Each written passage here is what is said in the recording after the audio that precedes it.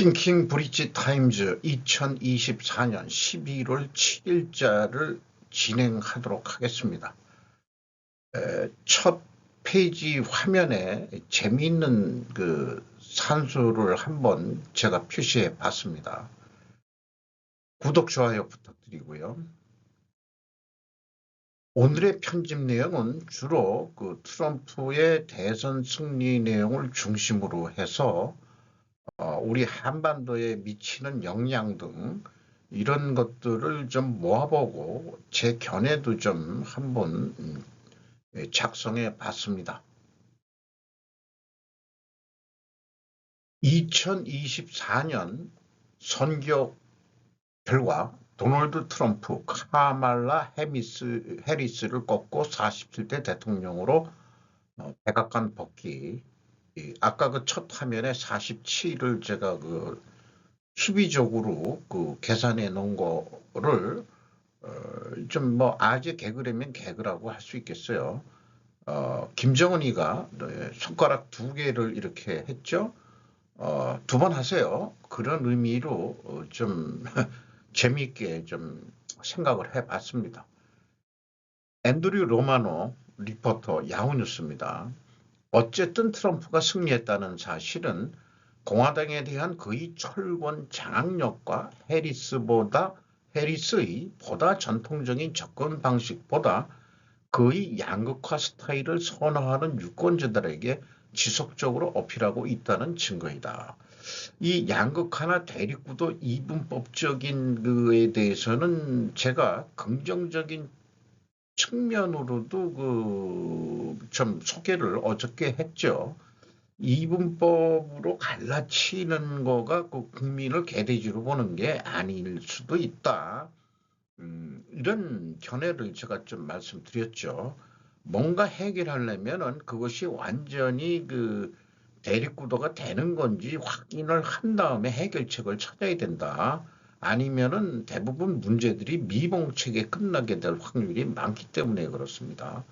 근본 문제를 해결하기 위해서는 이게 대립구도가 되는 거냐라는 것을 얘기해야 된다는 것을 좀 다시 한번 강조하고 싶은 생각이에요. 포퓰리즘적 고립주의 변화를 강화하기로 결정했다, 공화당이. 그리고 그 에너지 규제를 완화하고 연방 관료제를 축소하며 팁 초과 근무 또는 노인을 위한 사회보장 혜택에 대한 세금이 없는 등 대규모 감세를 통과시키겠다고 여전히 약속하고 있다. 이런 얘기고요. 아마 에너지 규제를 완화한다면은 그 가솔린 자동차에서 석유를 더 퍼내도 좋다. 이런 얘기가 되겠고요. 전기차 판매가 좀 줄어들 수도 있지 않을까 그런 생각을 좀 해보게 됩니다. 미국 내에서. 미국 우선주의 의제의 대부분은 로널드 레이건을 지지하는 컨트리 클럽 보수주의자들에게 일부들은 트럼프의 나머지들은 낯설게 느껴질 것이다. 이런 얘기고요. 일단 관세에 대해서는 전면적으로 10% 관세를 부과하고 중국산 제품에 대해서는 60%의 관세를 부과할 것이며 그 전문가들은 이렇게 관세가 높아지면은 가격 인플레이션 적자를 증가시킬 것이라고는 예견하고 있습니다. 또한 미국 땅의 이민자에게서 태어난 자녀에 대한 자동 시민권을 종료한다. 미국에 가서 애를 낳으면은 시민권을 얻을 수 있었는데, 그래서 미국의 그 출장 유산이라는 것도 우리나라 사람들도 한 적이 있다고 그러죠. 무슬림이 다수인 국가를 겨냥해 여행 금지를 부활시킨다. 이런 거 있고, 우크라이나 전쟁은 현재 상태에서 뺏긴 땅을 러시아에 양도해야 한다고 제안할 수도 있다. 그리고 나토의 목적과 그 사명을 근본적으로 재평가할 것이다. 이런 견해네요.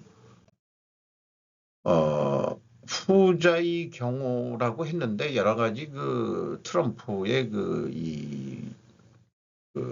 유죄 판결 이렇게 그런 것도 생각했지만은 이러한 그런 그 유죄 판결의 유무를 떠나서 손해배상금 이런 등 이런 거를 다 극복하고 나간 거죠. 공화당은 한때와 미래의 후보를 중심으로 결집 이번에 했다 이런 얘기고 그 다음에 그 트럼프는 2020년 캠페인의 대부분을 다른 미국인을 보복 대상으로 삼아 미국 민주주의의 규범과 충돌하는 이선 의제를 약속하는 데 사용했다 이런 표현을 하는데 이게 이제 이분법적인 내부의 적으로 그 이번에 그 공략을 했다 이거죠.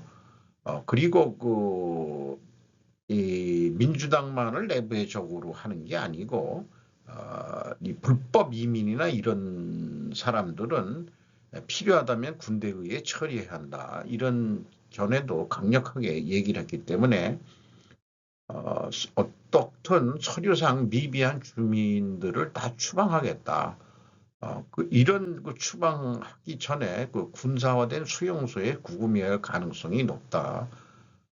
이런 거죠. 그리고 그 범죄 예방을 위해서는 경찰이 강하게 해야 된다. 이런 얘기도 있는 거죠. 그래서 이런 거를 보면은 미래 영화에서 보듯이 그 트럼프가 파시스트의 일반적인 정의에 속하며 허용된다면 독재처럼 통치할 것이다. 향후 미국은 트럼프의 독재와 같은 정치가 이거를 뭐 좋은 말로 하는 사람들은 강력한 리더십으로 이끌 것이다. 또 이런 식으로 표현할지도 모르겠네요. 이번에 승리연설에서 매일 나는 내 몸에 숨을 몰아쉬며 당신을 위해 싸울 것입니다. 라고 말했다. 지금이 진정으로 미국의 황금기가 될 것입니다. 뭐 이런 내용들을 트럼프 재집권을 할 때 그 유권자들의 어떤 심리적 갈등 이런 것들을 생각해 보면은 BC가 뭐 정확한 건 아니에요. 그런데 그 민주당을 그 자기하고 반대하는 사람들의 목소리는 다 내부의 적으로 간주를 해버리는 거하고 또 민주당과의 선의의 경쟁인데 트럼프는 이 D를 선택해가지고 이번에 승리한 것으로 이거는 합성 사진인데 이 머스크가 밈이란 이름으로 그 싱크대를 그 들고서 그 백악관 집무실 사진인데 이 관용어로 쓰이는 let that sink in이라는 것은 자신의 행동이나 말이 타인의 마음속에 받기를 바라는 것이라는 그런 뜻이랍니다. 뭐 이렇게 결정되기 전에 그 흐름으로 뭐 좀 가끔 그 야후 쪽에 그 시간대별로 그 한번 봤던 거예요. 처음 봤을 때가 오후 3시쯤이었는데 카밀라 해리스, 도널드 트럼프 해서 뭐 개인적으로도 그 트럼프가 대통령이 될 것 같다는 제 개인적인 생각도 했습니다만은 요것은 한 4시 때 248표, 그 다음에 이제 5시경에 267표, 이러면은 이제 그 거의 끝난 거죠. 그래서 270표를 넘어서 277표, 그래서 대통령의 뭐 선거인단 뽑는 거지만은 트럼프가 승리한 거죠. 이런 그 뉴스를 그 가져왔는데요. 우크라이나 분쟁을 종식시키려는 트럼프의 하루 계획은 우크라이나가 러시아의 일부 영토를 양보하도록 강요할 수 있지만 트럼프는 이란에 대해 강경한 태도를 보일 것임을 분명히 했습니다. 중국은 또한 팬데믹 기간 동안 트럼프가 시진핑에 속지 않았다고 말해야 한다고 느꼈던 과거 중국에 대한 적대감 때문에 해리스를 선호합니다. 중국은.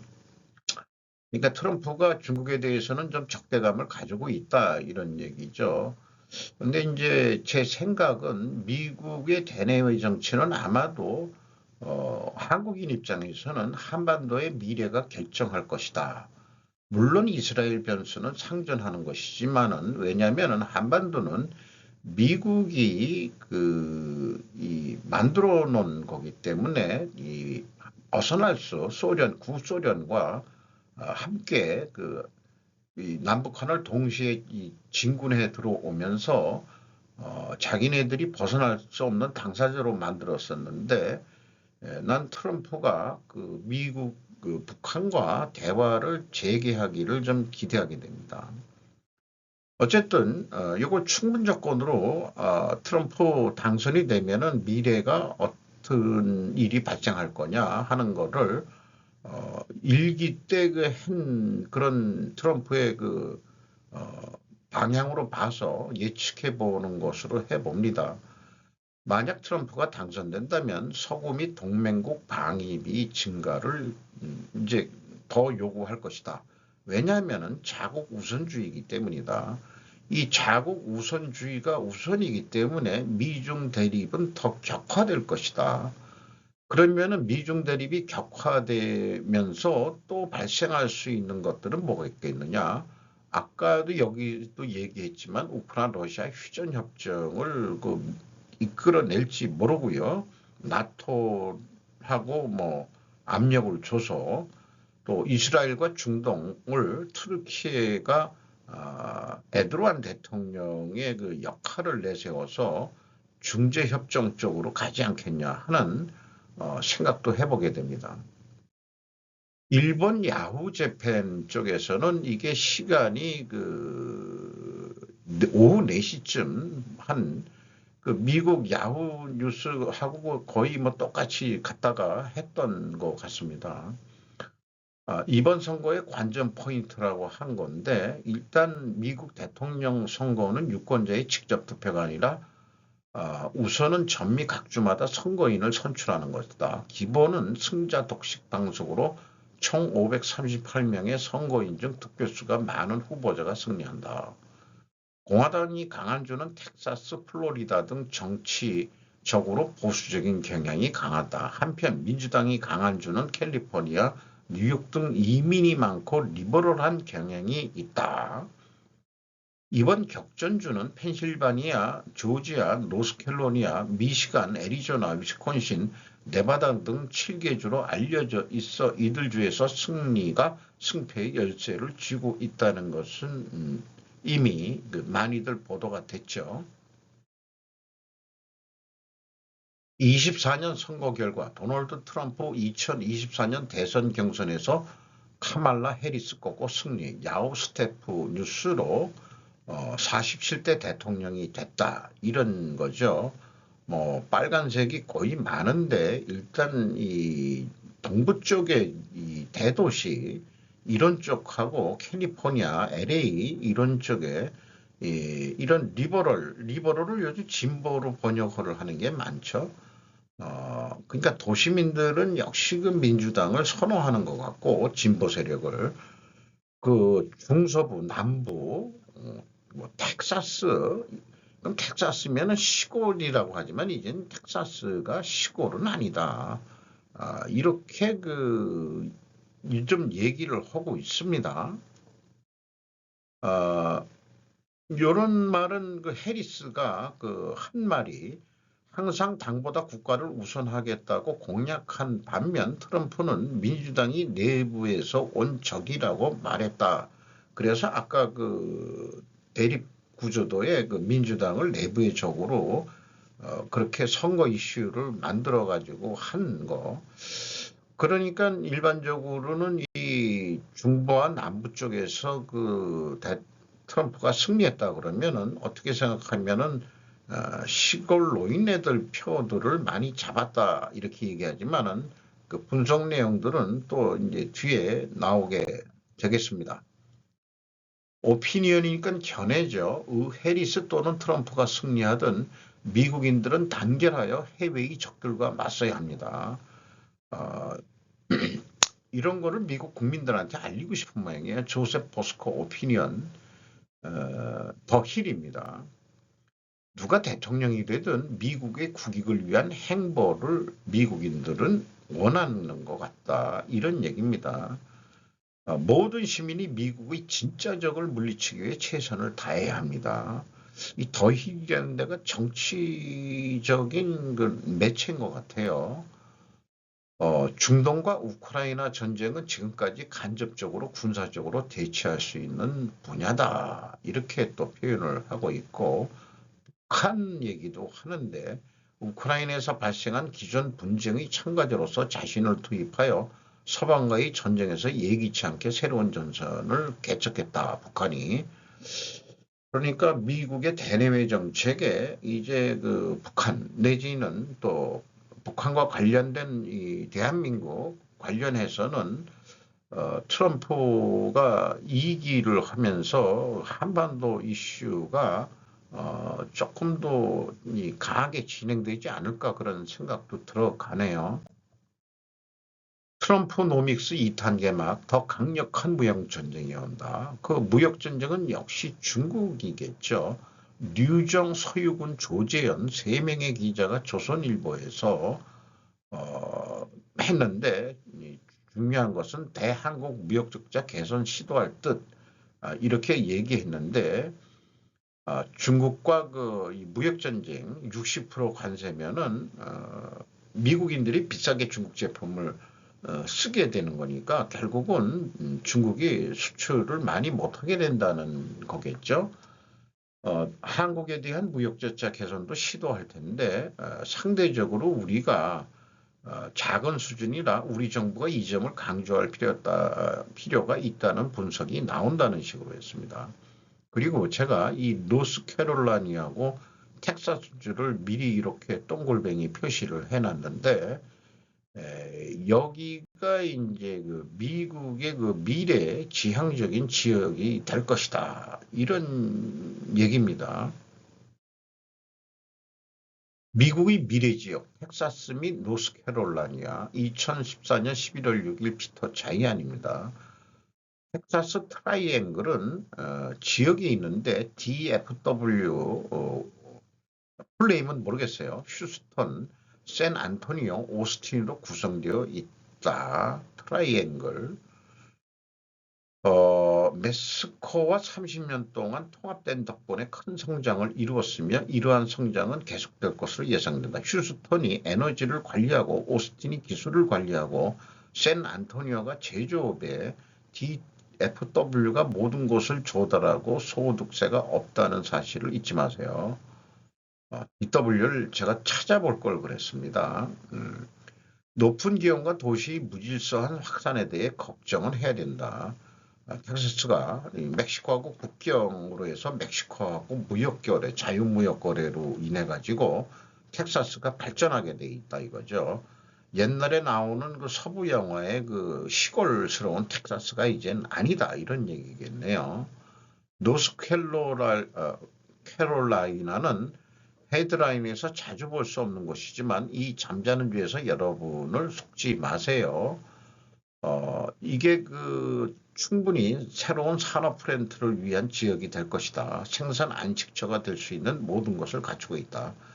그러니까 그 트럼프가 승리한 지역인 노스캐롤라하고 텍사스가 공화당이 장악한 데서 신산업이 더 발전할 것이다라는 것을 이게 그 11월 6일자니까 그 거의 그러니까 인식을 하고 있던 그런 레터인 것 같아요. 어쨌든 그 돈의 측면을 파악해야지만 뉴욕과 보스턴 그 도시 쪽에서 제작 수요를 충족하기 위해 몇 달러를 투자하는데 문제가 없을 것입니다. 이렇게 얘기를 하고 있네요. 미국식 그 좀 유머도 들어간 표현인 것 같습니다. 자, 중국의 반응을 그 뉴스 AP에서 했는데 중국은 미국 선거 결과에 중립적인 어조를 취하지만 대변인은 일부 주민들은 트럼프의 승리에 대해 우려하고 있습니다. 이게 그 저기 그 베이징에 있는 시민인데 인터뷰한 여자가 그래도 이쁜 여자를 골라서 했네요. 여기에 보면은 좀 우려하는 바가 있다. 리스트레인드라고 이렇게 표현을 했으니까 중국 외교부는 내부 문제이며 대통령 선거는 미국 국민의 선택을 존중한다. 이건 외교적 수사고요. 그 다음에 중국은 언제까지라도 상호존중, 평화공존, 상생협력의 원칙 아래 중미관계를 계속 주시하고 다룰 것이다. 유화책을 표현하는데 트럼프는 아니올시다. 이런 얘기일 거예요. 중국은 미국과 협력할 것이라고 정부는 말하지만 트럼프 정부 하에서 더 많은 경쟁이 예상된다. 여기에서 좋은 컴페티션, 경쟁이라고 얘기를 하지만은 사실은 무역전쟁이라고 얘기를 해야 될 것 같습니다. 이것은 로이터의 로리 첸이 이건 제목만 주로 가져왔는데 이런 입장이다 보니까 시진핑의 중국 국가주석과 나렌드라 모디 인적 총리가 지난달 브릭스 회의에서 드물게 화해에 도달했으며 중국은 수년간의 관계 경색에 따라 올가을 일본 신행정부에 잠정적으로 연락을 취했다. 이런 얘기를 하고 또 뭐 한일중 외교장관 회의도 다시 열고 했는데 크게 의미가 없었던 거로 보는데요. 중국의 향후 행보가 어떨지 매우 궁금합니다. 트럼프는 앞으로 그런데 대만에 민주당처럼 동일한 지원을 제공할 가능성은 크지 않다. 이게 그래서 대만 변수가 또 한반도만이 아니고 대만 변수가 또 일어날 것 같은 그런 생각이 들어가네요. 그런데 미리 얘기하지만 시진핑이가 오판을 하기를 기대하는 거 아닌가.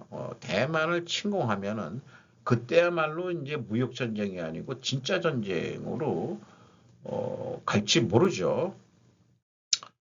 대만은 방어 전략이 기존에 있는 거고요. 2024년 선거일의 5가지 주요 시사점. 아까 이 리포터 앤드류 로마노 사진이 있는 거는 이제 좀 작성자 얼굴을 좀 자꾸 좀 또 편집하는데 시간이 약간 걸리지만은 몇 초라도 좀 복사해서 좀 갖다 붙여야 되겠습니다. 컨트롤 V, 컨트롤 C인가요? 그럴 거죠.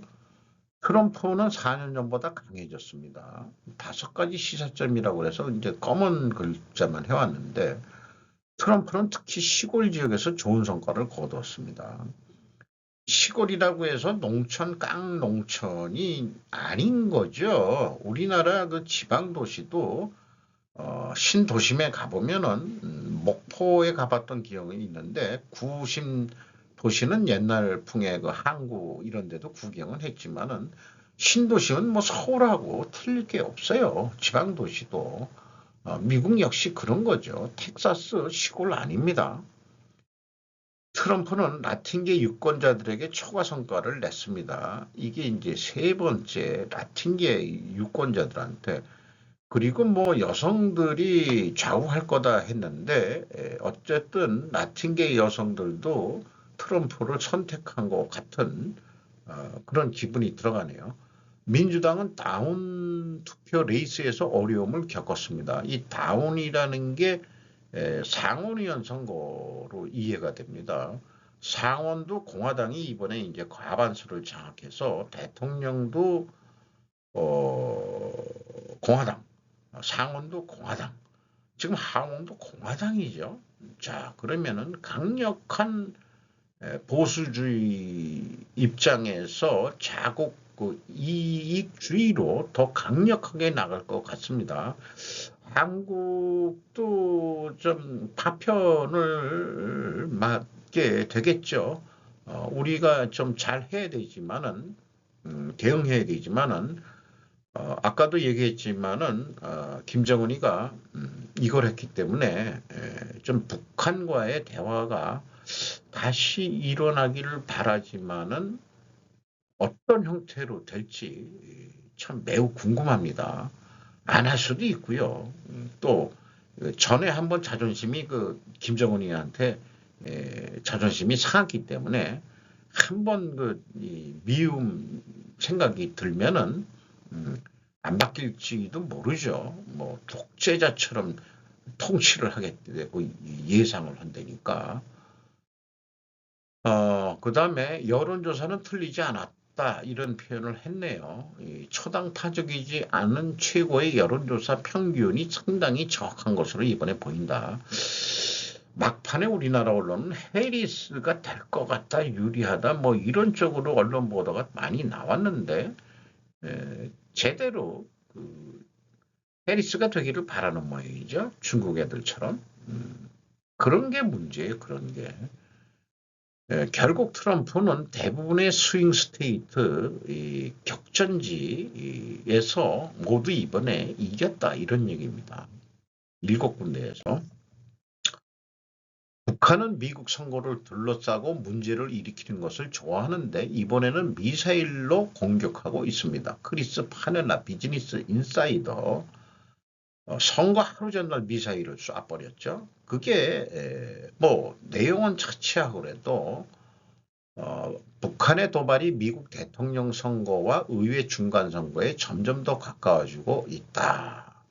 이런 통계를 얘기했고 이 수치에는 트럼프, 김, 싱가포르 정상회담의 결과로 도발이 없는 장기적이고 변칙적인 기간이 있었던 2018년 중간선거가 포함되지는 않았다. 이 통계에는 이 북한이 미사일 쏘는 그런 기간 이런 거에는 트럼프하고 대화할 때는 그런 미사일을 안 쐈다 이런 얘기인 거죠. 김정은의 미사일 발사는 미국 대선에 트럼프에게 유리한 상황을 제공한다. 의도적일 수도 있다. 미국 공화당 지지자들은 물론이고 대부분의 미국 국민들은 전쟁을 원하지 않을 것이다. 트럼프가 당선된다면 미북 회담은 어떤 방향으로 나타날 것인가? 미북 회담이 일어나기를 희망합니다. 개인적으로. 우리가 남남이다 그러는데 아니지 않냐. 니들도 한글 쓰고 우리도 한국말 하는 북한이 결코 이제는 이민족은 아니지 않느냐. 이거 아니에요. 역사적으로 역사를 같이 하는 동족인데 남북한이 갈라진 게 우리 뜻대로 갈라진 거냐. 이데올로기 때문에 갈라진 거지. 뭐 이런 쪽의 입장은 아마 대한민국 국민이라면은 마찬가지일 겁니다. 그래서 한반도는 미국의 엇보이다라는 생각을 해보게 됩니다. 냉전은 원래 일본까지가 경계선이었지도 모른다. 2차 대전 말기 조선 한반도는 미국이 생각하기를 만주까지 일본의 영토로 보았을 때 가장 중간적인 지리적 위치가 바로 한반도였다. 그래서 38선을 그은 거죠. 일본이 패하면서 한반도는 누가 차지할 것인가가 소련과 미국의 고심거리였을 것이다. 가장 중간적인 것이 만주까지 고려할 때 그 경계선이 바로 38선이었던 것이다. 그래서 우리는 원하지 않은 분단을 당했고 지금까지 동족임에도 불구하고 철천지 원수로 남북한이 지내왔다. 여기에 70년이 지난 세월이 지나서 트럼프라는 변수가 나타났다. 트럼프가 유일하게 북한과 직접적인 대화를 임한 미국 대통령이다.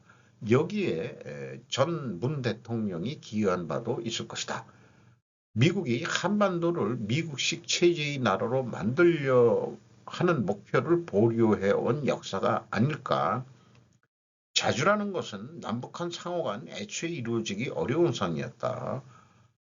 이것은 지금도 진행형이라고 저는 생각을 합니다. 무력에 의한 선제 공격을 원하는 부류가 있을 수 있지만 저는 조금 그쪽으로 좀 이렇게 동의를 하는 입장인데 어쨌든 바람직한 것은 평화통일이되 남한 태생으로서는 자유민주주의 체제의 통일을 바랄 수밖에 없습니다. 미중 대립에 있어서 우리가 필요한 것이 아니라 미국 입장에서 한반도 통일은 미국의 이해관계상 필요하기 때문에 한반도 통일의 분위기를 미국이 해나가야 될 미국의 업보라고, 니들도 책임이 엄청 많은 애들이 미국 애들이다 하는 점을 얘기를 해야 되겠죠. 러시아한테도 그렇게 얘기를 해야 되는데, 유독 러시아 여자들이 한국에 들어와서 또 결혼을 하려고 그러는지 몰라요. 자, 이 패배를 느낀 해리스 여성 지지자들이 슬픈 얼굴에 사진이 찍혔네요. 카말라 해리스가 선거에서 패배한 이후 운명적인 선거 입찰에 치명적인 결함. 조이 게리슨 USA 투데이. 비용 상승과 주택 구입 가능성에 대한 미국의 우려를 해결하는 미래지향적인 후보로 캐스팅을 자기를 했는데, 부통령이라는 지위를 고려할 때 그녀는 전통적인 변화 후보의 틀에 맞지 않았고, 미국인들이 남부 국경에서 그의 인플레이션과 이주에 대한 대처를 부정한다는 점을 분명히 했음에도 불구하고 바이든에게 충성을 유지하면서 바이든한테 묶여 있었다. 해리스는 흑인 라틴계 유권자 중 실적이 저조하게 나왔고, 해리스가 너무 트럼프에게 집중했다. 뭔가 인신공격적인 것만 많이 했지, 이 정책적인 면, 이런 점을 좀 덜 강조했던 거 아니냐. 트럼프를 평가하는 국민 투표를 만들려고 노력했다. 우리나라 같으면은 이제 윤 대통령을 탄핵한다.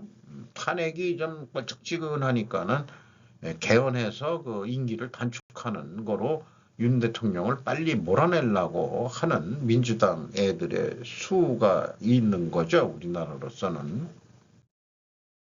공화당이 오하이오와 웨스트 버지니아에서 승리하며 상원 다수당을 차지했다. 저건 상원도 공화당이 이제 다수당이 됐다는 얘기고, 그 다음에 상원에 역사상으로 처음으로 흑인 여성 2명을 동시하게 확보하게 됐다. 이런 얘기네요. 조용히 의회 쓰레기 치우던 앤디 킴, 한국계 첫 미 상원의원 되다. 대단한 얘기게 되겠습니다. 어쨌든 미국 내 소수 한국계 미국인으로서 참 자랑스럽다라고 얘기를 해야 되겠죠.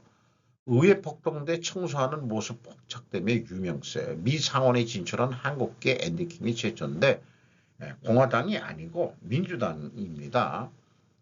의석수가 50주에 2석씩 배정돼 총 100석인 상원의원이라고 그러고, 뉴저지에서 상원의원이 됐는데 대표적인 민주당 강세 지역이다. 한 번도 진 적이 없다. 1972년 이후에.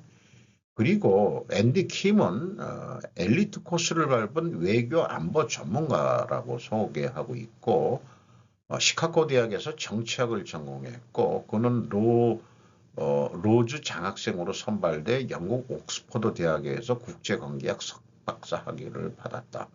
장학생으로 선발돼서 이런 게 미국에 충성하는 사람들을 만들기 위해서 장학생으로 그렇게 키우는 그런 정책들이 있어요. 일본에서도 유학생들을 장학금을 주면서 대만도 많이 하지만은 한국 사람들은 요즘 일본에 유학을 잘 안 가는 거로 되어 있지만은 필요하면은 일본이 경제적으로는 힘들어도 외국 유학생에 대해서 장학금 제도를 아직도 100%는 아니겠지만은 운영을 한다, 이런 얘기가 되겠죠. 그러면은 미국의 장학생으로 선발됐으면 미국에 충성할 거 아니에요. 민주당에 이런 인물들을 양성한다는 얘기로 이해가 됩니다. 우크라이나 군대가 러시아에서 처음으로 북한 부대와 교전했다고 관계자가 말했다. 어쨌든 이러는데 두 크레임 모두 독립적으로 확인할 수는 없다. 이런 뉴스를 하면서 국방장관이 얘기했고 다른 키우각 관계자도 얘기를 했답니다. 그 다음에 우메로프는 각각 3,000명의 군인으로 구성된 5개의 북한 부대가 쿠르스크 지역에 배치될 것으로 예상한다고 말한 것으로 알려졌다. 그리고 코발렌코는 쿠르스크 지역에서 이미 첫 번째 북한군이 포격을 당했다. 이렇게 되는데 자세한 내용은 제공하지 않았다. 그럼에도 불구하고 국제 싱크탱크인 유럽 외교협회가 화요일에 발표한 분석에 따르면 북한 130만 명 규모의 군대에서 더 많은 병력이 러시아에 배치될 것으로 예상된다. 그 역량은 유럽을 훨씬 넘어 확장되고 있다고 한다. 자, 확장되면은 3차 세계대전이죠. 확장되면은. 그러니까 이거를 트럼프가 막아줘야 된다고 생각을 합니다.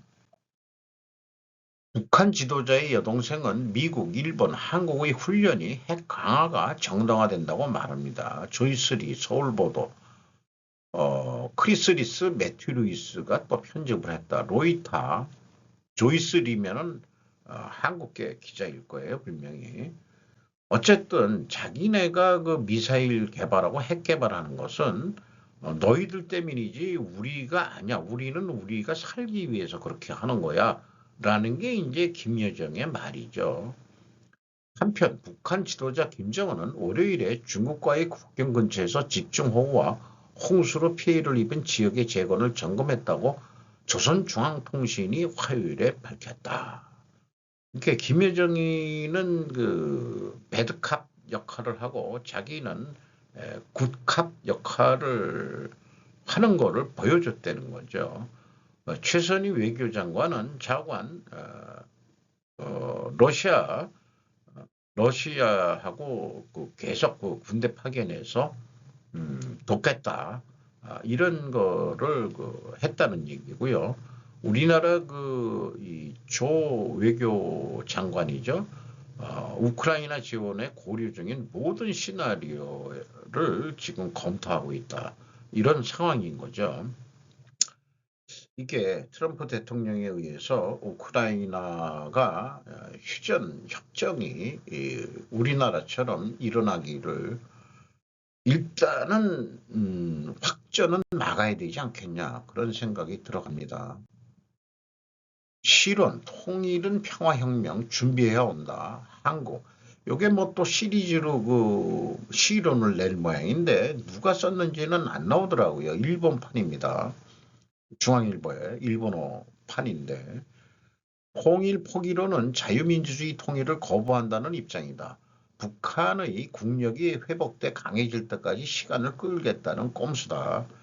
이게 문 대통령의 비서실장 했던 누구예요? 임종석인가? 그 친구를 빗대어서 얘기한 것 같습니다. 대한민국의 통일 의지와 통일 역량 약화를 기대하는 평양을 뒷받침하는 언행과 다를 바 없다. 통일은 우리의 선택이나 거부의 대상이 아니다. 통일이 어느 날 갑자기 다가올 가능성에 경각심을 가져야 된다. 통일이 어느 날 갑자기라고 자꾸 얘기를 하는데 갑자기라는 통일이 어디 있어요.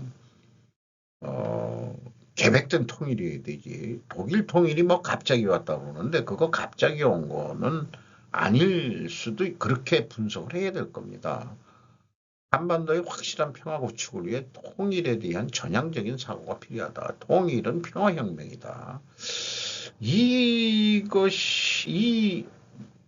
표현을 보고 머리가 저는 안 돌아가요. 통일은 평화혁명이다. 한반도의 통일은 동북아의 안정과 함께 세계 평화로 나아가는 지름길이 될 수 있다. 통일 한반도는 대륙 세력과 해양 세력의 화합의 장이자 평화의 허브다. 그건 맞는데 통일이 평화혁명이다. 한반도 통일은 평화혁명이다. 말이 될 것 하긴 하는데 세계 10위권 선진국 가운데 다른 나라를 침략하지 않는 나라는 한국뿐이다. 나아가 산업화, 민주화, 정보화 성공으로 세계의 주목을 받는 나라가 되었다. 북한의 선전과 실상을 구분해야 된다. 대한민국을 공격할 의사가 없다는 것은 거짓말이다. 힘을 갖추지 못한 상태에서 평화를 꿈꾸기는 어렵다. 철저한 준비가 필요하다. 핵무기는 세습 수령 체제의 안전을 보장해 주지 않는다. 결국은 제가 얘기하는 그 선제 공격, 그 북진 통일 이런 얘기나 같은 얘기를 하고 있는 것 같은데, 그런데 한반도를 국한해서 얘기한다면 말이라고 하면 성립되는 것인가? 홍일은 평화혁명이란 말을 표현 말이다. 언뜻 평화통일과 헷갈린다. 이런 걸 언어의 유희 장난질하니까 평화혁명은 통일이다라고 거꾸로 뒤집어서 말하면 말이 성립될까? 평화혁명은 통일이다. 이런 비논리적인 말의 유의로 실언을 쓰는 수준을 저는 개탄하고 싶습니다. 통일의 방법론을 논하라 라고 얘기를 할 수 있겠어요. 금감원 고려인 유상증자 제동 정정신고서 제출하다가 요 제목만 읽고 요거는 넘어가도록 하겠습니다. 고려인 경영권 문제 MBK 파트너스 밸류업 역대 5대 사모펀드 중 하위권이라고 김영원 인더뉴스라는 데서 MBK를 까는 기사를 내줬네요. 리더스 인덱스가 2023년도 거에 대한 얘기를 해보면은 MBK가 사모펀드 인수의 매출액과 당기순이익 증가세에 비해 ROE 증가세는 저조했다. 우리나라의 5대 사모펀드가 이렇게 있다고 그러는데 다른 데는 3년 사이 평균 1.5포인트가 증가했는데 MBK는 하위권이다 이런 얘기예요. 그래서 ROE라는 거를 얘기를 하고 있는데 자기자본 이익률이라 리턴 온 이쿼티라고 되어 있습니다.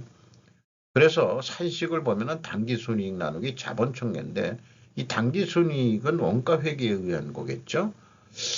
그래서 저는 이거를 또 그렇게 기업 관심이라면은 제가 그 듀퐁 ROI를 배웠는데 자본 자기 자본 이익률을 이 듀퐁에서는 ROI라고 부르더라고요. 리턴 온 인베스트먼트. 왜냐 주주 입장에서는 투자를 했기 때문에 그런데 아까 그 고려앵커이기 때문에 고려앵커를 가지 않는데 상반기 5.1%, 3.6%에서 5.1% 증가했어요. 근데 슬픈 영업이익입니다. 단기 순이익이 아니고 왜냐하면은 그 영업이익 이하 그 영업의 손익 이런 것들은 재무적인 측면이고 그다음에 이 시가평가 뭐 이런 거에 의해서 손익이 왔다리 갔다리 하기 때문에 진정한 그 기업의 능력을 평가주지는 못한다고 저는 생각을 하고 있습니다. 어쨌든 그 MBK ROE가 저조하다는 것 그런 것들을 보면은 이 KG 고려인의 지배구조와 주주가치 제고라는 것은 앞에 말만 앞세우는 것이고 사실 너희들은 자격미달이란 얘기 아니냐 이런 쪽으로 저는 그 인식을 하고 싶네요. MBK 김병주 회장한테.